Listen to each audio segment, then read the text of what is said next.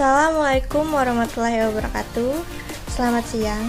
Sebelum kita masuk ke materi, perkenalkan nama saya Anis Lestari dengan NIM 21041020 dan anggota lainnya Dini Aspia Dewi dengan NIM 21041025 dan Wulandari dengan NIM 21041045. Langsung saja kita masuk ke materi, yaitu yang pertama, Domain Name Server atau disingkat dengan DNS.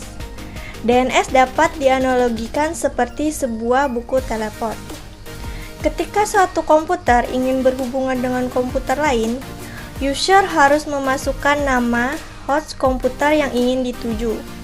Kemudian, komputer akan menghubungkan server DNS yang akan menyediakan alamat IP dari nama host yang telah dimasukkan tadi. Selanjutnya ada cara kerja DNS. DNS adalah layanan nama bagi alamat internet yang menerjemahkan nama-nama domain yang sudah dikenali ke alamat IP numerik. Misalnya, www.belajarjaringan.com diterjemahkan ke IP 152.168.26.153. Kemudian ada komponen DNS. Yang pertama, resolver. Yang kedua, name server. Dan yang ketiga, ruang nama domain. Kemudian, struktur domain, host, dan zona. Yang pertama ada bagian domain level 1 atau up level. Contohnya .co dan ada juga .uk. Kemudian bagian domain level 2. Contohnya seperti belajarjaringan.com. Yang ketiga ada nama host dan ada zona. Selanjutnya name server. Ada name server primer dan ada name server sekunder. Name server sekunder memiliki akses yang lebih cepat untuk lokasi yang jauh dan juga dapat melakukan pengurangan proses load pada name server primer. Selanjutnya instalasi dan konfigurasi. Ada proses instalasi dan konfigurasi DNS. Konfigurasi DNS dilakukan dengan yang pertama, melakukan konfigurasi properti DNS server. Yang kedua, konfigurasi DNS melalui Active Directory. Next, ada yang namanya Reverse Lookup Zone. Reverse Lookup Zone ini memiliki proses kebalikan dari DNS, yaitu memetakan alamat IP ke nama domain dan juga biasanya digunakan untuk melacak kesalahan jika terjadi problem pada pencarian nama alamat.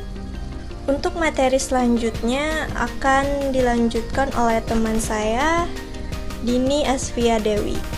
Baiklah, saya akan melanjutkan penyampaian materi dari teman saya. Materi selanjutnya adalah web dan FTP server. Instalasi web dan FTP server. Web server adalah komponen pada Windows Server 2003 yang dapat diinstal melalui kontrol panel. Seperti komponen lain yang dapat ditambah atau dapat pula dikurangi. Untuk menambah user harus masuk ke kontrol panel. Pengujian. Kemampuan web server dapat diketahui dengan cara membuat sebuah website dan meletakkannya pada web server. URL menggunakan IP address, menggunakan nama host, dan menggunakan nama domain. URL terbagi menjadi 3, yaitu nama domain seperti http://www.belajarjaringan.com. Nama host seperti http://budi atau http://budi.belajarjaringan.com, dan yang terakhir yaitu alamat IP seperti http://152.118.34.56. Content Management System.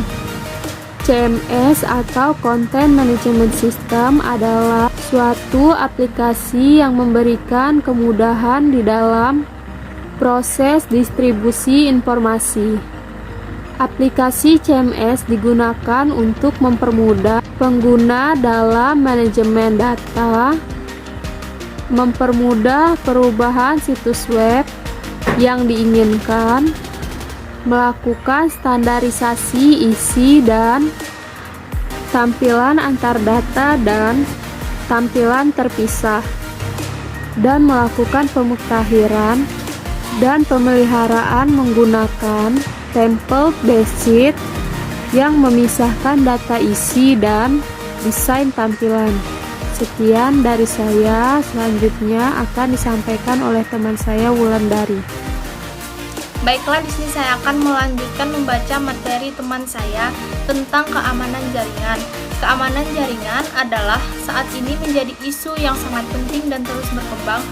Beberapa kasus menyangkut keamanan sistem saat ini. Masalah dalam keterbukaan akses, pemeliharaan validitas dan integritas data atau informasi tersebut, jaminan ketersediaan informasi bagi pengguna yang berhak, pencegahan akses sistem dari yang tidak berhak, pencegahan akses informasi dari yang tidak berhak, hal yang membahayakan jaringan, probe, scan, account compromise, root compromise, packet sniffer, denial of service, exploitation of truth, malicious code, internet infrastructure attack. Perencanaan keamanan menentukan data atau informasi apa saja yang harus dilindungi, menentukan berapa besar biaya yang harus ditanamkan dalam melindunginya, menentukan siapa yang bertanggung jawab untuk menjalankan langkah-langkah yang diperlukan untuk melindungi bagian tersebut, metode keamanan jaringan, pembatasan akses pada suatu jaringan, internal password authentication, service basis password authentication, firewall dan routing control, menggunakan metode enkripsi tertentu, pemonitoran terjadwal terhadap jaringan, password, akun administrator pada suatu service, sebaiknya diubah namanya dan sebaliknya. Hanya satu akun saja yang untuk dapat mengakseskan. Password itu harus memiliki suatu karakter yang unik dan sukar ditebak. Metode enkripsi. Kriptografi digunakan untuk mencegah orang yang tidak berhak untuk memasuki komunikasi sehingga kerahasiaan data dapat dilindungi. Metode DES, FGV, SSL, SSH memonitor jaringan dengan melakukan pembatasan berdasarkan hal berikut ini: MAC address, IP address, tools untuk diagonis, NSA auditor, GFI network service monitoring, MRGTG, intrusion detection system, sebuah sistem untuk mendeteksi penyalahgunaan jaringan dan sumber komputer. IDS memiliki sejumlah sensor yang digunakan untuk mendeteksi penyalahgunaan.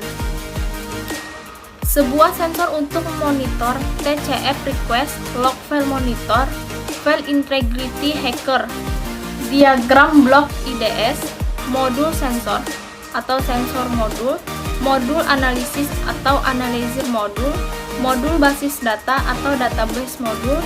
Sekian dan terima kasih.